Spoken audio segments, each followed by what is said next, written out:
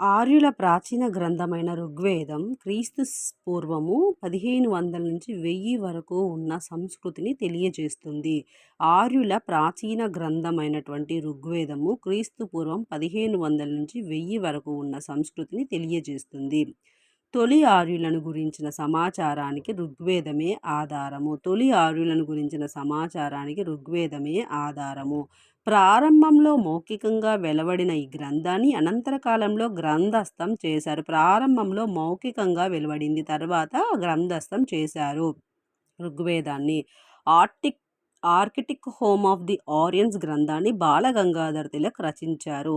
Arctic home of the Aryans అనే గ్రంథాన్ని బాలగంగాధర్ తిలక్ రచించారు. ఆర్యులు పూర్వం 1500 నుంచి 1000 వరకు ఉన్న చరిత్రను ఋగ్వేదం ఆధారంగా పునర్నిర్మించారు. పూర్వం 1000 నుంచి 600 వరకు ఉన్న చరిత్రను ఆధారం యజుర్వేదం, సామవేదం, అథర్వణ వేదం, బ్రాహ్మణాలు, ఉపనిషత్తులు. పూర్వం 1000 నుంచి 600 వరకు అంటే 1500 నుంచి 1000 వరకు ఉన్న చరిత్రను ఋగ్వేదం, అలాగే 1000 నుంచి 600కు వస్తే మాత్రం ఆధారం యజుర్వేదం, సామవేదం, అథర్వణ వేదం, బ్రాహ్మణాలు, ఉపనిషత్తులు ఆధారంగా. అలాగే వేదం అనే పదం విత్ అనే సంస్కృత పదం నుండి ఏర్పడింది. విత్ అనగా జ్ఞానము. ఋగ్వేదంలోని 1వ, 10వ మండలాలు అనంతర కాలంలో చేర్చారు. ఋగ్వేదంలోని 1వ, 10వ మండలాలు అనంతర కాలంలో చేర్చారు. 10వ మండలంలో ఏముంది? విశ్వ ఆవిర్భావం, వర్ణ వ్యవస్థ గురించి ప్రస్తావించారు. 10వ మండలంలో విశ్వ ఆవిర్భావము, వర్ణ వ్యవస్థ గురించి ప్రస్తావించారు. ఋగ్వేదంలోని గాయత్రి మంత్రాన్ని సూర్యదేవత సావిత్రి గౌరవార్థం పఠించేవారు. ఋగ్వేదంలోని గాయత్రి మంత్రాన్ని సూర్యదేవత సావిత్రి గౌరవార్థం పఠించేవారు. వేదయుగంలో దేవతలకు మానవులకు మధ్యవర్తిగా అగ్నిని భావించేవారు. వేదయుగంలో దేవతలకు మానవులకు మధ్యవర్తిగా అగ్నిని భావించేవారు. ఇతడే మానవులు దేవతలకు సమర్పించిన బహుమతులను కొనిపోతాడని ఆర్యుల అభిప్రాయం. ఇంద్రుని తర్వాత స్థానం అగ్నికి ఉంది. ఆర్య సంస్కృతిని వింధ్యా పర్వతాలకు దక్షిణంగా వ్యాపింపచేసింది ఎవరు అంటే అగస్త్యుడు.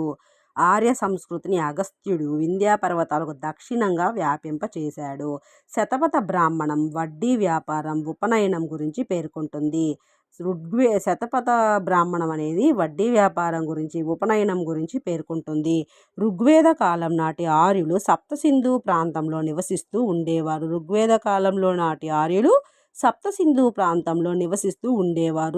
ఆర్యులకు అత్యంత పవిత్రమైన నది సరస్వతి. ఋగ్వేద ఆర్యులకు సముద్రం గురించి తెలుసా తెలియదా? తెలియదు. ఋగ్వేద ఆర్యులకు సముద్రం గురించి తెలియదు. అలాగే సంస్కృతానికి ఐరోపా భాషలతో దగ్గర సంబంధం ఉన్నదని ఫిలిప్పో నట్టి, విలియం జోన్స్, మ్యాక్స్ ముల్లర్లు కనుగొన్నారు. సంస్కృతానికి ఐరోపా భాషలతో దగ్గరి సంబంధం ఉన్నదని ఫిలిప్పో నట్టి, విలియం జోన్స్, మ్యాక్స్ ముల్లర్లు కనుగొన్నారు. దీని ఆధారంగానే ఆర్యులు భారతదేశంలోకి మధ్య ఆసియా ప్రాంతం నుంచి వచ్చారని చరిత్రకారులు తీర్మానించారు. ఋగ్వేద కాలం నాటి తెగ నాయకుణ్ణి రాజన్ అని వ్యవహరించేవారు. రాజన్ను సభ, సమితి, విధాత నియంత్రించేవి. రాజన్ను ఎవరు నియంత్రిస్తారు? సభ, సమితి, విధాత నియంత్రిస్తారు. ఋగ్వేద ఆర్యులకు ప్రధాన దేవత ఇంద్రుడు. ఇంద్రుడిని యుద్ధదేవతగా ఆర్యులు ఆరాధించేవారు. ఇంద్రుడి ఆయుధం వజ్రాయుధం. తొలివేద యుగంలో ఆర్యులు స్థిర నివాసాన్ని గడిపేవారు కాదు. తొలివేద కాలంలో ఆర్యుల ముఖ్య వృత్తి పశుపాలన. ఆర్యతెగకు గ్రామణి నాయకుడుగా ఉండేవాడు. మలివేద యుగం నాటికి ఆర్యులు స్థిర నివాసం గడిపారు. తొలివేదంలో ఆర్యులు స్థిర నివాసం లేదు, కానీ మలివేద కాలంలో ఆర్యుల యొక్క స్థిర నివాసం గడిపేవారు. గ్రామణి అనేది గ్రామ పెద్దగా రూపాంతరం చెందాడు. వేదయుగంలో కులం పదాన్ని కుటుంబాన్ని సూచించడానికి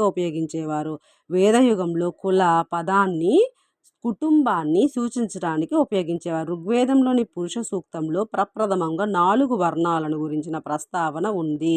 ఋగ్వేదంలోని ఎక్కడ 4 వర్ణాల గురించి ప్రస్తావన ఉంది? పురుష సూక్తంలో. ఆర్య సమాజంలో బ్రాహ్మణ, క్షత్రియ, వైశ్య, శూద్రులు వరుసగా ఆయా స్థానంలో గౌరవం పొందేవారు. బ్రాహ్మణ, క్షత్రియులకు మాత్రమే ఉపనయన హక్కు ఉంది. మలివేద కాలం నాటికి ఆర్యుల ముఖ్య వృత్తి వ్యవసాయము. మలివేద యుగం నాటి వ్యవసాయ కార్యక్రమాల గురించి అథర్వణ వేదం వివరిస్తుంది. వ్యవసాయ కార్యక్రమాలు అథర్వణ వేదం. సీతను నాగలి దేవతగా పూజించేవారు. ఆసియా మైనర్ ప్రాంతాల్లో బయలుపడిన బోగజ్గాయి శాసనంలో ఆర్య దేవతలైన ఇంద్ర, వరుణ, నసత్యల ప్రస్తావన ఉంది.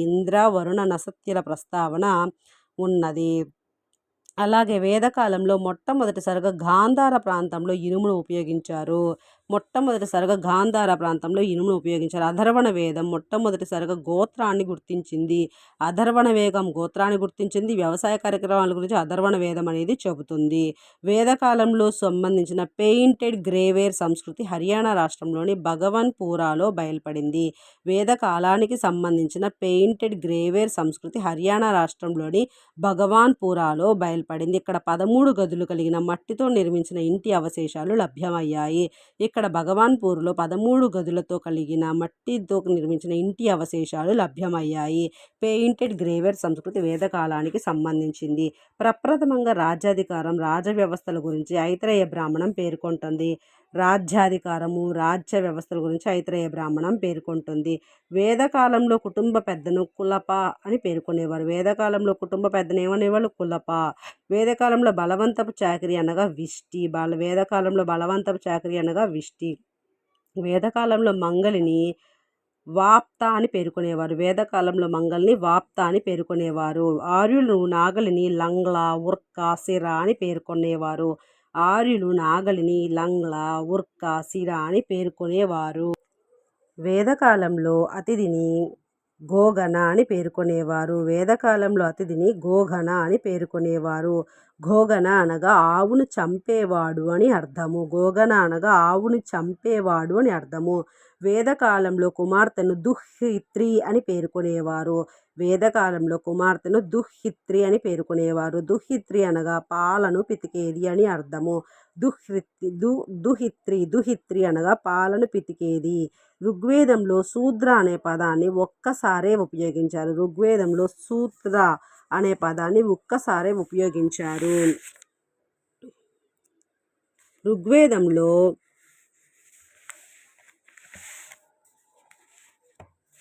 ఋగ్వేదంలో వైశ్య పదం 2 సార్లు కనిపిస్తుంది. ఋగ్వేదంలో బంగారం, రాగి, కంచు లోహాలను ప్రస్తావించారు.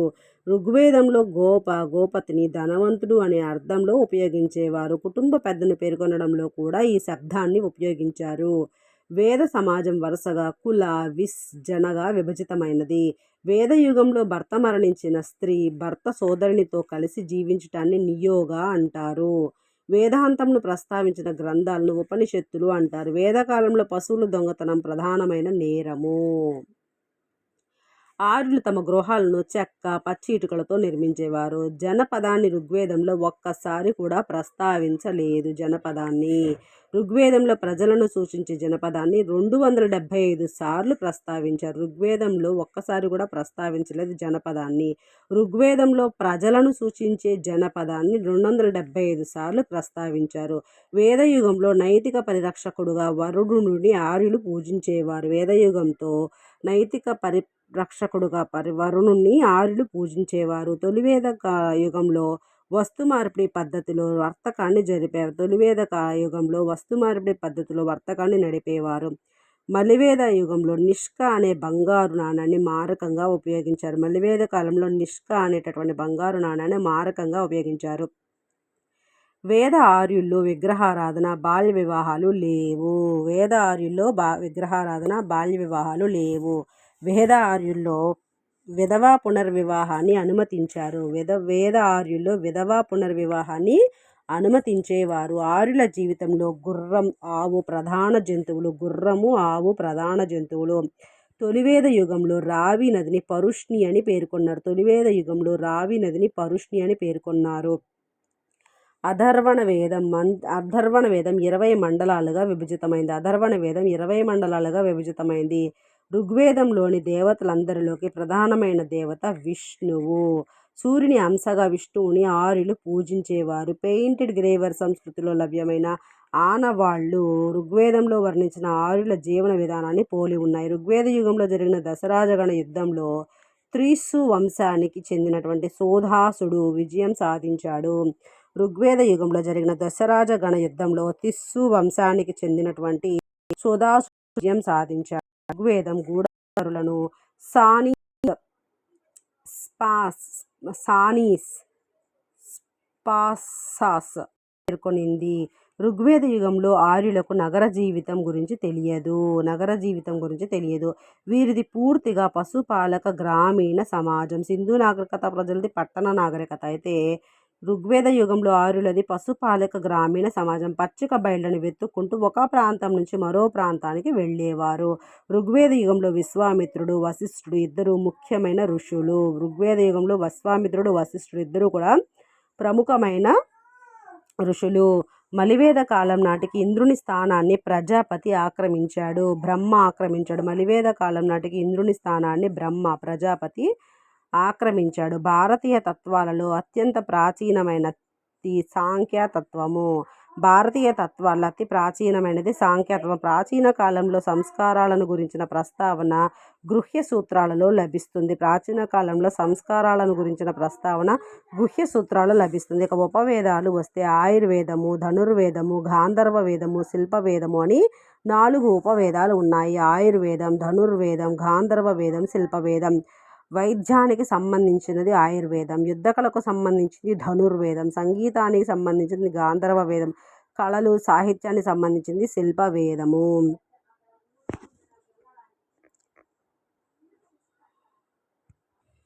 యుద్ధం మానవుని మెదడులో ప్రారంభమవుతుంది అని అథర్వణ వేదం పేర్కొంటుంది. యుద్ధము, అథర్వణము. యజుర్వేదమును కొంత పద్య రూపంలో, కొంత వచన రూపంలో రచించారు. యజుర్వేదమును కొంత పద్య రూపంలోను, కొంత వచన రూపంలోను రచించారు. వేదకాలంలో వ్యాపారాన్ని ప్రధానంగా పణి అనే జాతి వారు నిర్వహించేవారు.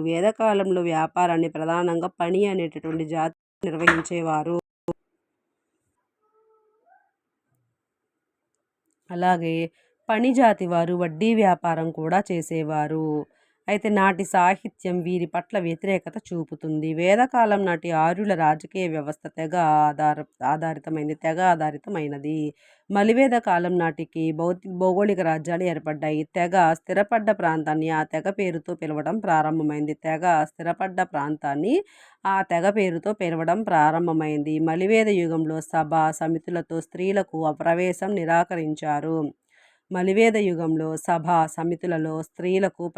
నిరాకరించారు.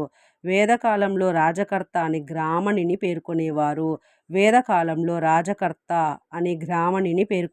రాజుని ఎన్నుకోవటంలో గ్రామణి ప్రాధాన్యతను తెలియజేస్తుంది. తొలివేద యుగంలో సింధు ప్రాంతంలో స్థిరపడ్డ ఆర్యులు మలివేద యుగ కాలం నాటికి తూర్పు దిశగా గంగా మైదాన ప్రాంతంలోనికి విస్తరించారు. తొలివేద యుగంలో సప్తసింధు ప్రాంతంలో స్థిరపడ్డ ఆర్యులు మలివేద యుగకాలం నాటికి తూర్పు దిశగా గంగా మైదాన ప్రాంతంలోకి విస్తరించారు. మలివేద యుగంలో విధాత ప్రస్తావన కనిపించదు. దాని స్థానాన్ని